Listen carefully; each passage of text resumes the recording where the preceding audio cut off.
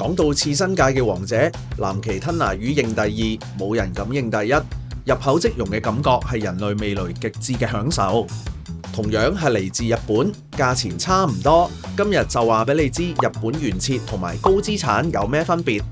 兩款拖羅都係由日本職人細心挑選，然後經過嚴格嘅加工標準進行切割同埋放血處理，最後空運到港。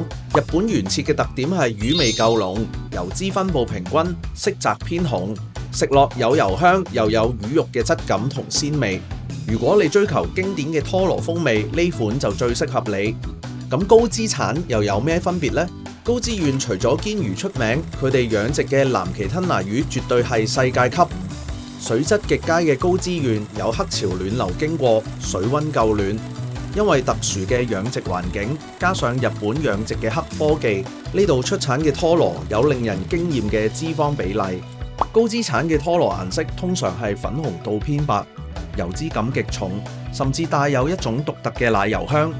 如果你係油脂控，呢種絕對係你嘅心頭好。講到尾，落單嗰陣又點揀好？即刻教你兩個 tips。如果追求極致油香，喜歡細膩甚至奶油香嘅口感，高資產絕對係你嘅首選。但係如果你中意食濃郁魚鮮味，適合一家大細品嚐，日本原切就係你不二之選。兩款都係刺身級高質拖羅，最緊要知道自己嘅口味。識揀仲要識食，買咗咁靚嘅拖羅返屋企，一定要識解凍。即刻教你最速解凍法，鎖住魚嘅鮮味。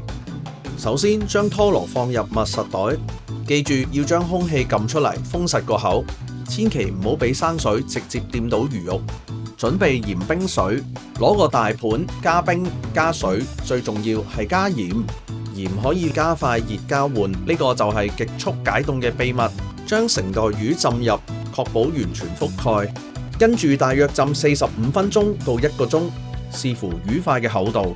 呢種低溫解凍法可以鎖住魚肉嘅鮮味，細菌亦都冇咁易滋生，摸落去有彈性就得啦。最後記得切之前用廚房紙印乾表面水分，將拖羅切好之後放上碟就可以食用啦。想買到最正嘅日本原切或者高脂拖羅，即刻 click 入我哋嘅網站落單啦！